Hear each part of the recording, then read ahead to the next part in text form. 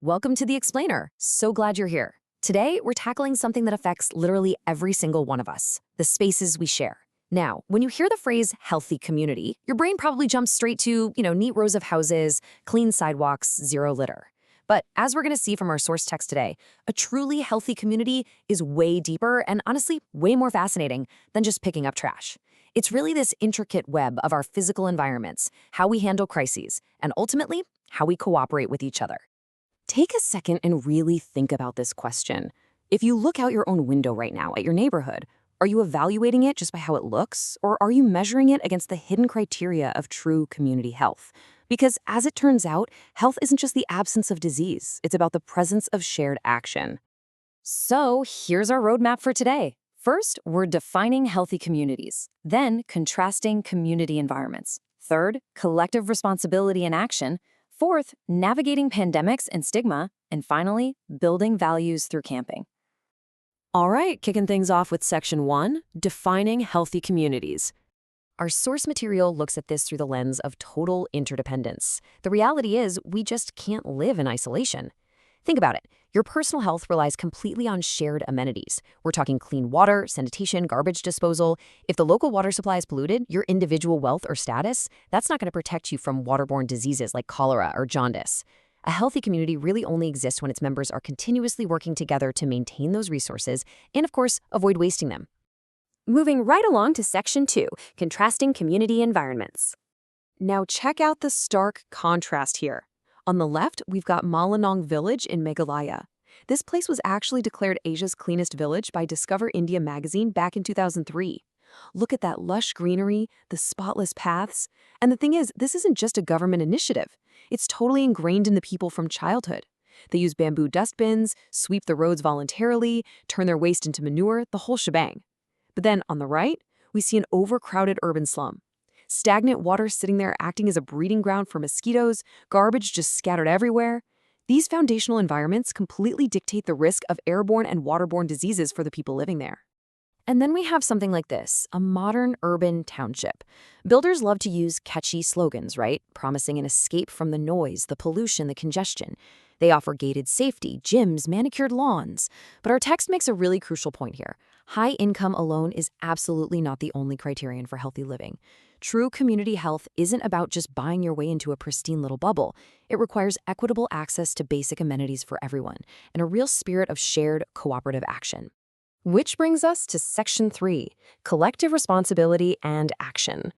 You've probably seen this logo around, the Swachh Bharat Abhiyan, or the Clean India campaign. It's a representation of Mahatma Gandhi's vision for a clean, hygienic India. But the source emphasizes a pretty harsh reality here. We can't just depend on the government to do all the heavy lifting. Sure, local panchayats and governments are vital for setting rules and building infrastructure. But the vision behind this logo, that only becomes a reality if the community members themselves step up and accept individual and collective responsibility. And to actually take on that responsibility, a community has to actively foster some specific values. We're talking cooperation, kindness, respect, gratitude, joy, peace, selflessness. In places like Malinong, which we saw earlier, these aren't just buzzwords. They are literal survival skills taught from day one.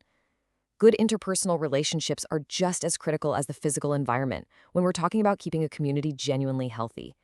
Let's dive into Section 4, Navigating Pandemics and Stigma. So when a contagious outbreak hits, the normal rules of community engagement kind of just flip upside down. Suddenly, protecting the community means physically distancing yourself from it. The text breaks down the absolute basics of social distancing here. The do's, stay home, keep a distance of at least 1 meter from others. The don'ts, do not hold gatherings. Yeah, even a quick chat on the corner counts. And avoid crowded markets or public transport. Basically, we have to use physical space to protect the collective whole. You can see how this works visually. Standing 1 meter apart gets you the green check mark, while gathering at a crowded mela gets the big red X. Seems simple enough on paper, right? But the true threat to community health during an epidemic isn't actually just the virus itself. It's what the stress of that virus does to our social fabric. And that brings us directly to stigma. In a crisis, fear of falling ill, fear of losing our livelihoods, and just this overwhelming feeling of helplessness start to take over. Because COVID-19 was a new disease, the unknown created immense worry. And when you mix fear of the unknown with rumors and fake news, it literally poisons a community. People start treating the sick as outcasts or blaming them for spreading the disease.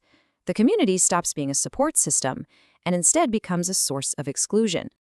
Our source text humanizes this abstract idea of stigma with 4 really powerful key studies. First, there's Babulal, a store owner who is so terrified of losing his customers that he hides a simple cough. Then we have Sakram, a taxi driver returning from Pune, whose own joint family tells him to leave the house rather than helping him isolate safely. There's Beauty, a housemaid in Delhi who gets fired simply for having a regular seasonal cold. And perhaps the most heartbreaking is Sarali. She's an 11-year-old girl whose parents are in isolation, and her aunt ends up treating her and her 8-year-old brother like a massive burden.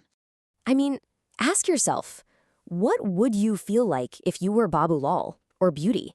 Imagine being sick, scared, and suddenly completely cut off from the very community you rely on. This emotional toll, this total breakdown of empathy, is exactly what destroys a healthy community from the inside out. We absolutely have to recognize stigma if we want to stop it. All right, our final section. Section 5, Building Values Through Camping. Our text proposes a really fascinating, actionable solution here, camping. And no, we're not just talking about a fun weekend getaway. Camping is defined here as a deliberate educational tool, especially for young adolescents. By leaving behind familiar surroundings and stepping away from the daily grind of the classroom, camping forces participants to bond with nature. More importantly, it forces them to rely completely on teamwork and community living just to get through the day. If we look at these specific activities, you can see how they act as precision tools for building character. Hiking and rock climbing, they forge confidence in leadership. Sitting around a campfire and sharing folk tales develops moral values and cultural awareness. And interacting with local communities teaches sustainable living skills, things like traditional medicine and crafts. From cooking meals to collecting water, a camp acts as a sort of mini society. It trains the next generation in the exact self-reliance and cooperation needed to maintain those healthy environments and overcome the stigmas we talked about earlier. So we've explored the physical environments that shape our health, the values required to maintain them, how a crisis can completely fracture our empathy, and how we can actively practice cooperation out in nature. But, knowledge alone isn't enough. It requires action. So as we wrap up this explainer, I want to leave you with this final thought to carry with you.